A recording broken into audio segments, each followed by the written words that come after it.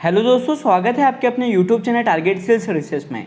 आज के इस लेक्चर में हम दोस्तों 21 मई से 29 मई तक जितने भी हमने करंट अफेयर्स के क्वेश्चन किए थे उनके रिवीजन करने वाले हैं। तो दोस्तों यह लेक्चर आपके लिए बहुत ही इंपॉर्टेंट होने वाला है रिवीजन के तौर पर, तो इसे दोस्तों पूरा देखिए करंट अफेयर्स की। और अभी तक आपने हमारे लेक्चर को लाइक नहीं किया है तो लाइक जरूर कर दें, शेयर भी करें। अगर आप इस चैनल पर नए हो दोस्तों तो इसे सब्सक्राइब भी जरूर कर लें। और साथ ही मैं आपको बता दूं, यदि आप जनवरी 2021 से अप्रैल 2022 तक पीडीएफ परचेज करना चाहते हो तो आप दिए गए हमारे व्हाट्सएप नंबर पर हमें मैसेज कर सकते हैं, जहां पे आपको पीडीएफ से संबंधित सभी इन्फॉर्मेशन उपलब्ध करा दी जाएगी। तो शुरुआत करते हैं आज के पहले क्वेश्चन के साथ। विश्व आर्थिक मंच मतलब वर्ल्ड इकोनॉमिक फोरम की वार्षिक बैठक 2022 का जो आयोजन है दोस्तों वो कहाँ पर हो रहा है? इसका आयोजन होने वाला है दावोस, स्विट्जरलैंड में। करेक्ट आंसर है ऑप्शन थर्ड। तो दोस्तों वर्ल्ड इकोनॉमिक फोरम 22 से 26 मई तक स्विट्जरलैंड के शहर दावोस में अपनी वार्षिक बैठक 2022 आयोजित करने जा रही है।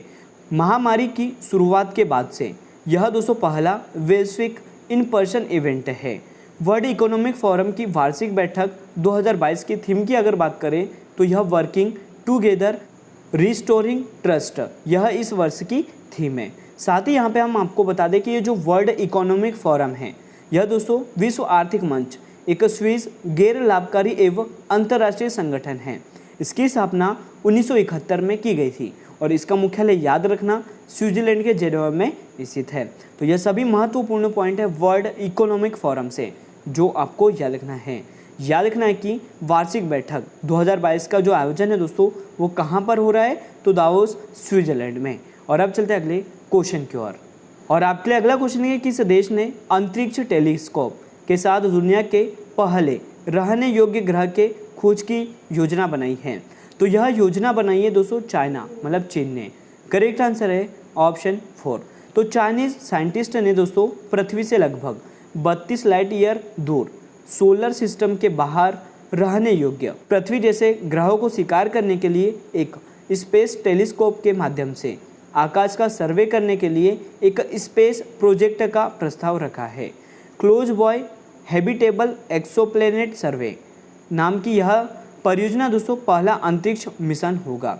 और यह किसका मिशन है? याद रखना चाइना का, मतलब चाइना देश का यह मिशन है। तो दोस्तों अंतरिक्ष टेलीस्कोप के साथ दुनिया के पहले रहने योग्य ग्रह की जो खोज है वह योजना किसने बनाई है? तो चाइना देश ने। करेक्ट आंसर है ऑप्शन 4। और अब चलते हैं अगले क्वेश्चन की ओर। और आपके लिए अगला क्वेश्चन दोस्तों कि किस राज्य के मुख्यमंत्री ने लोक मिलनी योजना की शुरुआत की है? तो यह शुरुआत की है दोस्तों पंजाब के मुख्यमंत्री। करेक्ट आंसर है ऑप्शन 2।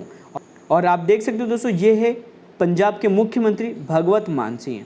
तो दोस्तों पंजाब के मुख्यमंत्री भगवत मान ने राज्य में लोगों की शिकायतें सुनने के लिए इस योजना के माध्यम से लोग सीधे मुख्यमंत्री से संपर्क कर सकेंगे और पंजाब भवन में उनके मुद्दों को लोक मिलनी योजना के तहत सुना जाएगा। यह योजना पंजाब के लोगों को उनकी शिकायतों के निवारण के लिए एक मंच प्रदान करेगा। तो यहाँ पे आपको याद रखना है कि पंजाब राज्य के मुख्यमंत्री ने दोस्तों लोक मिलनी योजना की शुरुआत की है। और अब चलते हैं अगले क्वेश्चन की ओर। आपके लिए अगला क्वेश्चन दोस्तों कि ऑस्ट्रेलिया के नए प्रधानमंत्री कौन होंगे? तो दोस्तों मैं आपको बता दूं कि ऑस्ट्रेलिया के जो नए प्रधानमंत्री है वो होने वाले हैं एंथनी अल्बनीज। करेक्ट आंसर है यहाँ पे ऑप्शन 2। और आप देख सकते हो ये है एंथनी अल्बनीज। तो दोस्तों ऑस्ट्रेलिया के प्रधानमंत्री स्कॉट मॉरिसन चुनाव हार गए हैं और चुनाव में दोस्तों जीत दर्ज करने वाली लेबर पार्टी के एंथनी अल्बनीज अब ऑस्ट्रेलिया के नए प्रधानमंत्री बनने वाले हैं। ऑस्ट्रेलिया में लोअर चैम्बर यानी निचले सदन की 151 सीटों के लिए मतदान हुआ था। सरकार बनने के लिए दोस्तों यहाँ पे 76 सीटों की ज़रूरत थी। तो यह सीट किसने हासिल की है? तो याद रखना लेबर पार्टी के एंथनी अल्बनीज ने। मतलब नए प्रधानमंत्री कौन बन जाएंगे दोस्तों? तो एंथनी अल्बनीज ऑस्ट्रेलिया के नए प्रधानमंत्री बनने वाले हैं। और अब चलते हैं अगले क्वेश्चन की ओर। नेक्स्ट क्वेश्चन दोस्तों कि राष्ट्रीय लुप्तप्राय प्रजाति दिवस 2022 कब मनाया गया है? तो दोस्तों इसे मनाया गया है 20 मई को। यहाँ पे करेक्ट आंसर है ऑप्शन 1। तो दोस्तों हर साल मई महीने के तीसरे शुक्रवार को दुनिया भर में राष्ट्रीय लुप्तप्राय प्रजाति दिवस के रूप में मनाया जाता है। राष्ट्रीय लुप्तप्राय प्रजाति दिवस मनाने का उद्देश्य है कि संरक्षण के तरीकों पारिस्थितिक तंत्र की बहाली और जैव विविधता की समझ के बारे में लोगों को शिक्षित करना है। वर्ष 2022 के हम अगर थीम की बात करें तो यह दोस्तों पारिस्थितिक तंत्र की बहाली के लिए प्रमुख प्रजातियों को पुनर्प्राप्त करना है। इस वर्ष की थीम आपको याद रखना है, पारिस्थितिक तंत्र की बहाली के लिए प्रमुख प्रजातियों को पुनर्प्राप्त करना इस वर्ष की थीम है। तो याद रखना है राष्ट्रीय लुप्तप्राय दिवस राष्ट्रीय लुप्तप्राय प्रजाति दिवस 2022 कब मनाया गया है, तो यह 20 मई को। और अब चलते हैं अगले क्वेश्चन की ओर। अगला क्वेश्चन दोस्तों कि इंफ्रास्ट्रक्चर फर्म टाटा प्रोजेक्ट्स के नए एमडी और सीईओ कौन बने हैं, तो यह बने हैं दोस्तों तपन सिंघल। करेक्ट आंसर है ऑप्शन थर्ड। और आप देख सकते हो ये है तपन सिंघल जो कि इंफ्रास्ट्रक्चर फर्म टाटा प्रोजेक्ट के नए एमडी और सीईओ बन गए हैं। तो दोस्तों Tapan Singhal infrastructure firm Tata projects के नए एमडी और सीईओ बने हैं, जिसकी स्थापना 1868 में की गई थी। इसका मुख्यालय मुंबई महाराष्ट्र में स्थित है। अध्यक्ष नटराजन चंद्रशेखरन है। संस्थापक की बात करें तो यह जमशेदजी टाटा है। तो याद रखना यह सभी महत्वपूर्ण पॉइंट है दोस्तों टाटा प्रोजेक्ट से जो आपको याद रखना है। और अब चलते हैं अगले क्वेश्चन की ओर। आपके लिए अगला क्वेश्चन कि इंटर ग्लोब एविएशन लिमिटेड मतलब इंडिगो किसे सीईओ नियुक्त किया है, तो दोस्तों हाल ही में इंटर ग्लोब एविएशन लिमिटेड ने अपना जो नया सीईओ है वह पीटर एल्बर्स को नियुक्त किया है। करेक्ट आंसर है ऑप्शन 1। और आप देख सकते हो ये है पीटर एल्बर्स जो कि इंटर ग्लोब एविएशन लिमिटेड के नए सीईओ नियुक्त हुए हैं। यहाँ पे दोस्तों मैं आपको बता दूं कि ये जो पीटर एल्बर्स है इन्होंने रोनोजॉय दत्ता की जगह ली है। एल्बर्स ने 2014 से KLM रॉयल डच के प्रेसिडेंट एंड सीईओ के रूप में भी कार्य किया था। एयर फ्रांस KLM ग्रुप की कार्यकारी समिति के सदस्य भी है। और मैं आपको बता दूं इंडिगो के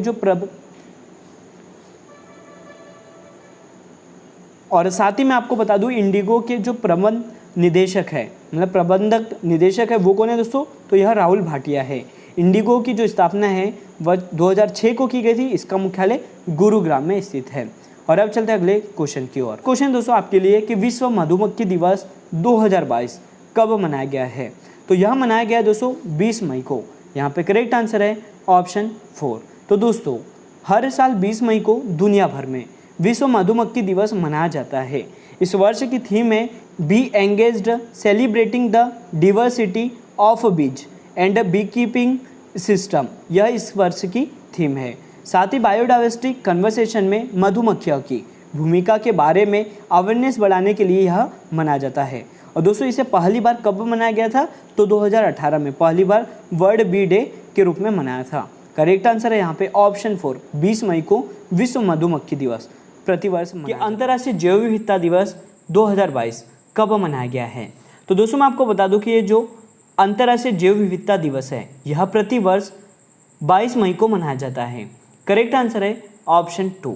तो दोस्तों अंतर्राष्ट्रीय जैव विविधता दिवस 2020 की अगर थीम की बात करें तो ये है building A shared future for all lives, यह इस वर्ष की थीम है। तो हर वर्ष 22 मई को international day for biological diversity के रूप में मनाया जाता है। वर्ष 1993 में संयुक्त राष्ट्र महासभा ने 22 मई को दोस्तों इस दिवस को मनाने की घोषणा की थी। और वर्ष 2011 से 20 तक की अवधि को UNGA द्वारा यूनाइटेड नेशन के जैव विविधता दशक के रूप में घोषित किया गया था। तो यहाँ पे आपको याद रखना है कि अंतर्राष्ट्रीय जैव विविधता दिवस कब मनाया गया है, तो 22 मई को। करेक्ट आंसर है यहाँ पे ऑप्शन 2। और अब चलते हैं अगले क्वेश्चन की ओर। और आपके लिए अगला क्वेश्चन है कि तकनीकी कंपनी इन्फोसिस के नए MD मतलब मैनेजिंग डायरेक्टर कौन बने हैं, तो यह बने सलील पारेख। यहाँ पे करेक्ट आंसर है ऑप्शन 3। और आप देख सकते हो ये है सलील पारेख। तो दोस्तों इन्फोसिस के MD और CEO यह कौन बन गए हैं, तो याद रखना सलील पारेख बन गए हैं। भारत की सबसे बड़ी IT कंपनी में से एक है इन्फोसिस, जिसकी स्थापना 7 जुलाई 1981 को की गई थी। इसका मुख्यालय बेंगलुरु में स्थित है और इसके जो अध्यक्ष है दोस्तों वह नंदन नीलेकामी हैं। और MD और CEO की बात करें तो यह सलील पारेख है। इन्फोसिस के जो संस्थापक है उनका नाम है दोस्तों NR नारायण मूर्ति और नंदन नीलेकनी है, ये आपको याद रखना है।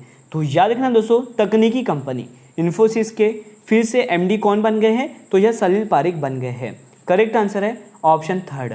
और अब चलते हैं अगले क्वेश्चन की ओर। और आपके लिए अगला क्वेश्चन दोस्तों कि जोस रामोस हॉर्टा किस देश के नए राष्ट्रपति चुने गए हैं? तो दोस्तों ये जो जोस रामोस हॉर्टा है यह पूर्वी तिमोर के नए राष्ट्रपति बने हैं। करेक्ट आंसर है ऑप्शन थर्ड।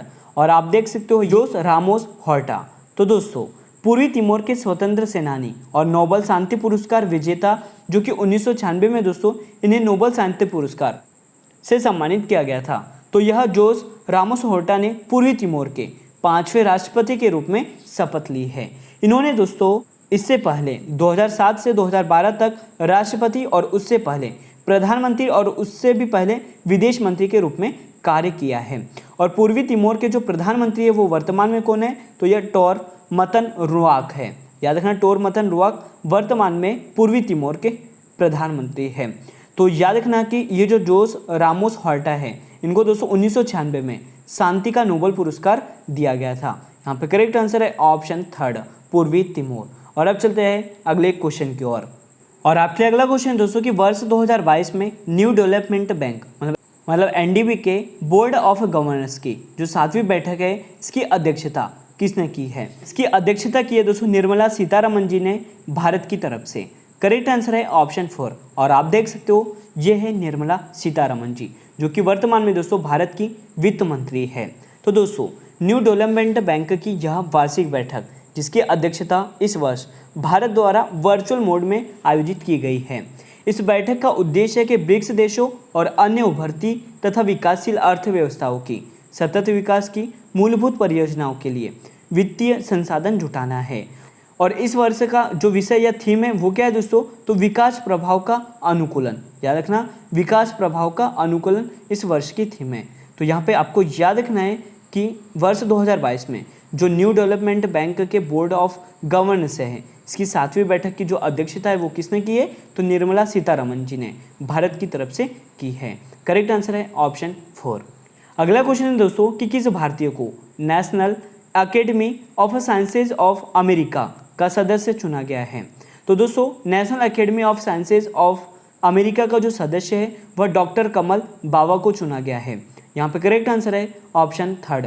और आप देख सकते हो ये है डॉक्टर कमल बावा। तो दोस्तों बेंगलुरु स्थित Ashok trust for research in ecology and environment के प्रमुख डॉक्टर कमल बावा को US national academy of sciences के लिए चुना गया है। तो याद रखना यहाँ पे करेक्ट आंसर है ऑप्शन थर्ड, डॉक्टर कमल बावा को national academy of sciences of America का सदस्य चुना गया है। और अब चलते हैं अगले क्वेश्चन की ओर। और आपके लिए अगला क्वेश्चन है कि formula 1 race Spanish Grand Prix 2022 का जो खिताब है वह किसने जीता है? तो दोस्तों इस खिताब को जीत लिया है मैक्स वर्स्टैपन ने। करेक्ट आंसर है ऑप्शन 1। और आप देख सकते हो ये है मैक्स वर्स्टैपन। तो दोस्तों मैक्स वर्स्टैपन जो कि रेड बुल नीदरलैंड के खिलाड़ी है और इन्होंने formula 1 race Spanish Grand Prix 2022 का खिताब अपने नाम कर लिया है। दोस्तों यहाँ पे हाल ही में जो ग्रैंड प्रिक्स हुए थे उनकी बात कर लेते हैं। तो मियामी ग्रैंड प्रिक्स का जो खिताब है वो मैक्स वर्स्टैपन ने ही जीता है। बहरीन ग्रैंड प्रिक्स का खिताब चार्ल्स लेक्लर ने और ऑस्ट्रेलियन ग्रैंड प्रिक्स का खिताब चार्ल्स लेक्लर ने। साथ ही दोस्तों एमिलिया रोमांगना ग्रैंड प्रिक्स का जो खिताब है वह मैक्स वर्स्टैपन ने जीता था। तो यह सभी इंपोर्टेंट ग्रैंड प्रिक्स है जो आपको याद रखना है। और अब चलते हैं अगले क्वेश्चन की ओर। आपके लिए अगला क्वेश्चन है कि दिल्ली के नए उपराज्यपाल दोस्तों कौन होंगे? तो दोस्तों दिल्ली के जो नए लेफ्टिनेंट गवर्नर होने वाले हैं उन्हीं का नाम है विनय कुमार सक्सेना। यहाँ पे करेक्ट आंसर है ऑप्शन 4। और आप देख सकते हो ये है विनय कुमार सक्सेना जो कि दिल्ली के नए उपराज्यपाल लेफ्टिनेंट गवर्नर होने वाले हैं। तो दोस्तों भारत के राष्ट्रपति रामनाथ कोविंद जी ने श्री विनय कुमार सक्सेना को राष्ट्रीय राजधानी क्षेत्र दिल्ली का उपराज्यपाल नियुक्त किया है। विनय कुमार सक्सेना दोस्तों खादी और ग्रामोद्योग आयोग के वर्तमान में अध्यक्ष है जो कि सूक्ष्म लघु और मध्यम उद्यम मंत्रालय के तहत एक संगठन है। तो यहाँ पे आपको याद रखना है कि जो दिल्ली है दोस्तों इसके नए उपराज्यपाल कौन होंगे? तो विनय कुमार सक्सेना होने वाले हैं। करेक्ट आंसर है ऑप्शन 4। क्वेश्चन है आपके लिए कि आतंकवाद विरोधी दिवस मतलब एंटी टेररिज्म डे कब मनाया गया है? तो यह मनाया गया है दोस्तों 21 मई को। यहाँ पे करेक्ट आंसर है ऑप्शन 4। तो दोस्तों मैं आपको बता दूं कि इस दिवस को जो मनाने का मुख्य उद्देश्य है वो है युवाओं को आतंकवाद या किसी भी तरह की हिंसा से दूर रखना है। यह पूर्व भारतीय प्रधानमंत्री राजीव गांधी की पुण्यतिथि को चिन्हित करने के लिए मनाया जाता है, जो कि 21 मई 1991 में एक आतंकवादी हमले में मारे गए थे। तमिलनाडु में दोस्तों एक चुनाव अभियान के दौरान लिट्ठे के आतंकवादियों ने उनकी हत्या कर दी थी। तो यहाँ पे आपको याद रखना है कि आतंकवादी विरोधी दिवस कब मनाया जाता है, तो 21 मई को। यहाँ पे करेक्ट आंसर है ऑप्शन 4। क्वेश्चन है आपके लिए, विश्व स्वास्थ्य संगठन वर्ल्ड हेल्थ ऑर्गेनाइजेशन के प्रमुख कौन बने हैं? तो दोस्तों मैं आपको बता दूं कि विश्व स्वास्थ्य संगठन के फिर से जो अध्यक्ष मतलब प्रमुख है वह टेड्रोस एडोहम बन गए हैं। तो करेक्ट आंसर है ऑप्शन 1। और आप देख सकते हो ये है टेड्रोस एडनॉम। यह दोस्तों विश्व स्वास्थ्य संगठन के प्रमुख बन गए हैं। तो मैं आपको बता दूं WHO का प्रमुख के रूप में चुना गया है। डॉक्टर टेड्रोस एडनॉम पहली बार 2017 में WHO के प्रमुख के रूप में चुने गए थे। यहाँ पे हम बात कर रहे हैं वर्ल्ड हेल्थ ऑर्गेनाइजेशन की। इसकी स्थापना 7 अप्रैल 1948 को की गई थी और इसका मुख्यालय स्विट्जरलैंड के जेनेवा में स्थित है। तो ये सभी महत्वपूर्ण पॉइंट है वर्ल्ड हेल्थ ऑर्गेनाइजेशन से जो आपको याद रखना है। तो याद रखना है विश्व स्वास्थ्य संगठन के जो प्रमुख है वह कौन बन गए हैं, तो ये टेड्रोस एडनॉम बन गए हैं। करेक्ट आंसर है ऑप्शन 1। और अब चलते हैं अगले क्वेश्चन की ओर। और आपके लिए अगला क्वेश्चन दोस्तों कि इंग्लिश प्रीमियर लीग 2021-22 का खिताब किसने जीता है? इस खिताब को जीत लिया मैनचेस्टर सिटी FC ने। करेक्ट आंसर है ऑप्शन 1। तो दोस्तों मैनचेस्टर सिटी फुटबॉल क्लब ने अपने आखिरी मैच में एस्टन विला को 3-2 से हराकर football tournament English Premier League 2021-22 का खिताब अपने नाम कर लिया है। और साथ ही मैं आपको बता दूं football tournament English Premier League है का यह कौन सा संस्करण आयोजित किया गया था, तो 30वां संस्करण आयोजित किया गया था। तो याद रखना दोस्तों कि इंग्लिश प्रीमियर लीग 2021-22 का खिताब किसने जीता है, तो मैनचेस्टर सिटी FC ने। और इसमें जो उपविजेता टीम रही है वह एस्टन विला रही है। और अब चलते हैं अगले क्वेश्चन की ओर। और आपके लिए अगला क्वेश्चन है कि भारत किस वायरस से प्रभावित देशों से आने वाले यात्रियों की स्क्रीनिंग करेगा? तो यह करने वाला है दोस्तों भारत मंकी पॉक्स से प्रभावित जो यात्री हैं उनकी स्क्रीनिंग। करेक्ट आंसर है ऑप्शन 3। तो दोस्तों केंद्र सरकार ने यूरोप, अफ्रीका, अमेरिका और ऑस्ट्रेलिया सहित 11 देशों से आने वाले यात्रियों की स्क्रीनिंग के लिए सभी हवाई अड्डों पर अलर्ट जारी किया है। विश्व स्तर पर मंकी पॉक्स के लगभग 100 मामले सामने आए हैं। फ्रांस, जर्मनी, बेल्जियम, संयुक्त राज्य अमेरिका और ऑस्ट्रेलिया में भी मंकी पॉक्स के मामले सामने आए हैं। तो दोस्तों आपको याद रखना है कि भारत मंकी पॉक्स वायरस से प्रभावित देशों से आने वाले यात्रियों की स्क्रीनिंग करने वाला है। और अब चलते हैं अगले क्वेश्चन की ओर। आपके लिए अगला क्वेश्चन है कि इस राज्य की सरकार ने संभव पोर्टल को लॉन्च किया है। तो दोस्तों ये जो संभव पोर्टल है इसे लॉन्च किया गया है उत्तर प्रदेश राज्य की सरकार के द्वारा। करेक्ट आंसर है ऑप्शन 2। तो दोस्तों उत्तर प्रदेश राज्य सरकार ने बिजली उपभोक्ताओं की शिकायतों की सुनवाई करने के लिए संभव पोर्टल को लॉन्च किया है। संभव एक मल्टी मॉडल प्लेटफॉर्म है जिसे सार्वजनिक शिकायतों को तेजी से और प्रभावी ढंग से निपटाने और सार्वजनिक सेवा वितरण को पारदर्शी और जवाबदेही बनाने के लिए लॉन्च किया गया है। तो यहाँ पे करेक्ट आंसर है ऑप्शन 2 उत्तर प्रदेश राज्य। यहाँ पे हम दोस्तों बात कर लेते हैं उत्तर प्रदेश राज्य की। तो वर्तमान में यहाँ के जो मुख्यमंत्री हैं वह योगी आदित्यनाथ हैं और यहाँ की जो राज्यपाल है वह आनंदीबेन पटेल है। उत्तर प्रदेश की राजधानी की बात करें तो यह लखनऊ है। लोकसभा सीट 80, राज्यसभा सीट 31 और विधानसभा सीट 403 है। और विधान परिषद की सीट की बात करें तो यह 100 है। तो यह सभी महत्वपूर्ण पॉइंट है उत्तर प्रदेश राज्य से जो आपको याद रखना है। और अब चलते हैं अगले क्वेश्चन की ओर। और जल्दी से दोस्तों लेक्चर को लाइक जरूर कर दें और शेयर भी करें। क्वेश्चन है कि विश्व कछुआ दिवस 2022 कब मनाया गया है? तो दोस्तों ये जो कछुआ दिवस है यह प्रतिवर्ष 23 मई को मनाया जाता है। करेक्ट आंसर है ऑप्शन 3। तो हर साल 23 मई को विश्व कछुआ दिवस के रूप में मनाया जाता है। इस दिन को मनाने का जो उद्देश्य है वो क्या है, तो समुद्री कछुआओं के साथ साथ दुनिया भर में उनके तेजी से गायब होते आवासों की रक्षा करना है।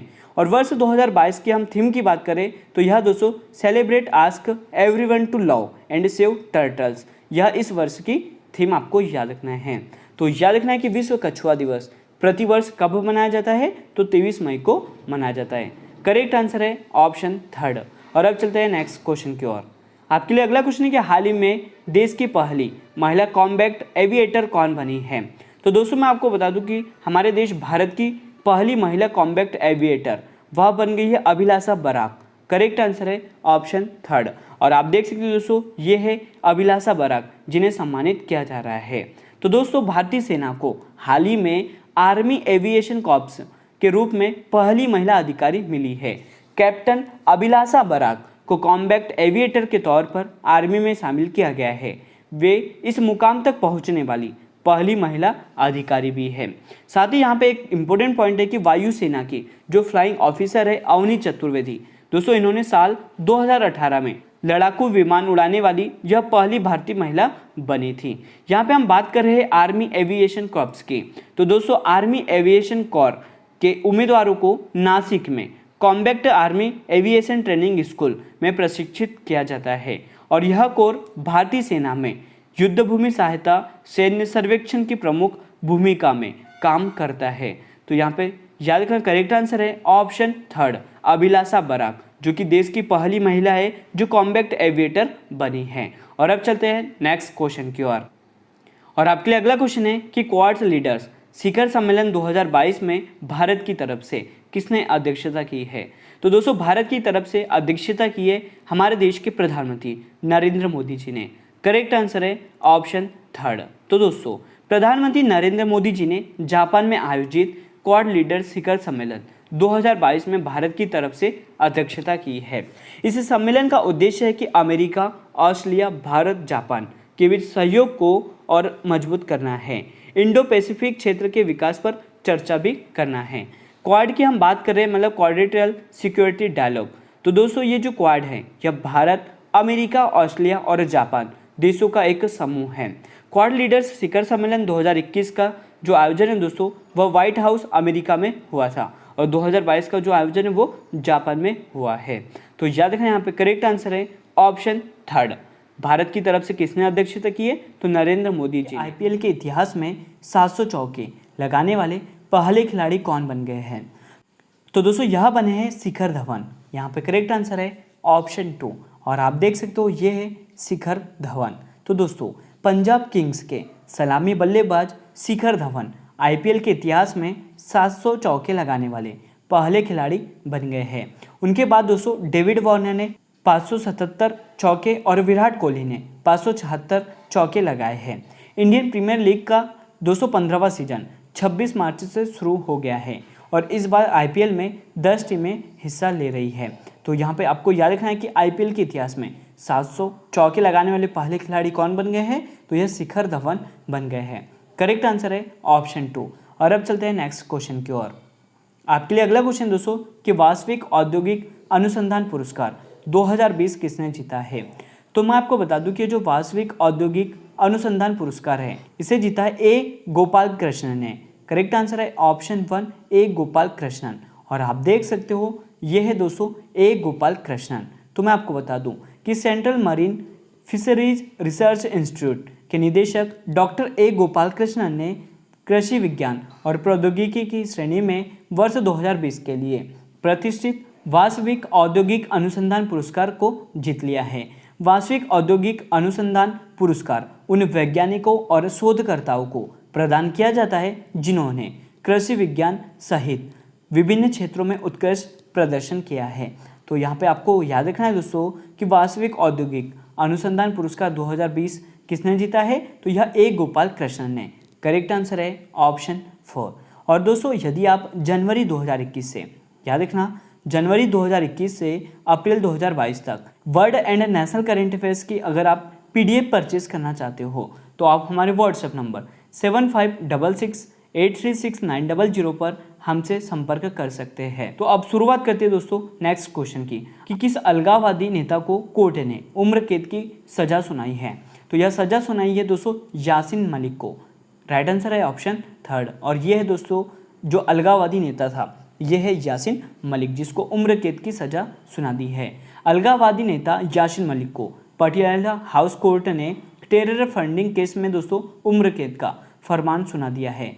यासीन को एनआईए कोर्ट पहले ही दोषी करार दे चुका था। यासीन पर दोस्तों पाकिस्तान के समर्थन से कश्मीर में आतंकवादी घटना के लिए फंडिंग करने और आतंकवादियों को तबाही का सामान मुहैया कराने के लिए कई केस दर्ज किए गए थे। 2017 में यासीन मलिक के खिलाफ एनआईए ने टेरर फंडिंग का मामला दर्ज किया था। यहाँ पे हम दोस्तों बात कर रहे हैं नेशनल इन्वेस्टिगेशन एजेंसी मतलब एनआईए की, जिसकी स्थापना 2009 में की गई थी। भारत में आतंकवाद का मुकाबला करने के लिए भारत सरकार द्वारा स्थापित एक इन्वेस्टिगेशन एजेंसी है एनआईए। यह केंद्रीय आतंकवाद विरोधी कानून प्रवर्तन एजेंसी के रूप में कार्य करती है। तो याद रखना दोस्तों, यह एनआईए से सभी महत्वपूर्ण पॉइंट है जो आपको याद रखना है। और अब चलते हैं अगले क्वेश्चन की ओर। आपके लिए अगला क्वेश्चन है कि ई कॉमर्स उद्यम JSW 1 प्लेटफॉर्म्स के नए CEO कौन बन गए हैं। तो दोस्तों ये जो JSO 1 प्लेटफॉर्म्स है इसके CEO बन गए हैं गौरव सचदेवा। यहाँ पे करेक्ट आंसर है ऑप्शन 2। और आप देख सकते हो दोस्तों ये है गौरव सचदेवा जो कि कॉमर्स उद्यम JSW 1 प्लेटफॉर्म्स के नए CEO बन गए हैं। JSW ग्रुप दोस्तों JSW समूह एक भारतीय बहुराष्ट्रीय कंपनी है जिसकी स्थापना 1982 में की गई थी और इसका मुख्यालय मुंबई महाराष्ट्र में स्थित है। संस्थापक की बात करें तो यह सज्जन जिंदल है। तो दोस्तों याद रखना आपको कि ई कॉमर्स उद्यम कंपनी JSW 1 प्लेटफॉर्म्स के नए CEO कौन बन गए हैं, तो यह गौरव सचदेवा बन गए हैं। और अब चलते हैं अगले क्वेश्चन की ओर। आपके लिए अगला क्वेश्चन है कि यात्रा और पर्यटन विकास सूचकांक 2021 में कौन सा देश शीर्ष स्थान पर रहा है। तो इसमें शीर्ष पर जो रहने वाला देश है दोस्तों वो है जापान। यहाँ पे करेक्ट आंसर है ऑप्शन 1। तो दोस्तों विश्व आर्थिक मंच का यात्रा और पर्यटन विकास सूचकांक 117 अर्थव्यवस्थाओं का आकलन करता है और यह अर्थव्यवस्था में यात्रा और पर्यटन के सस्टेनेबल एंड फ्लेक्सिबल डेवलपमेंट के लिए प्रमुख कारकों की पहचान करता है। भारत का रैंक दोस्तों 2019 की बात करें तो यह 46वां था और यह 2021 में दोस्तों गिरकर कितना हो गया, तो 54 हो गया है। मैं आपको बता दूं कि भारत दक्षिण क्षेत्र में दोस्तों शीर्ष स्थान पर रहा है। ऑल ओवर वर्ल्ड की बात करें तो इसमें पहले स्थान पर जापान रहा है, दूसरे स्थान पर संयुक्त राज्य अमेरिका और तीसरे स्थान पर स्पेन रहा है। और भारत की जो रैंक है दोस्तों वो कौन सी है, तो ये 54वीं है। ये आपको याद रखना है। यहाँ पे दोस्तों मैं आपको बता दूं कि इस रिपोर्ट को कौन जारी करता है, तो वर्ल्ड इकोनॉमिक फोरम द्वारा इसे जारी किया जाता है।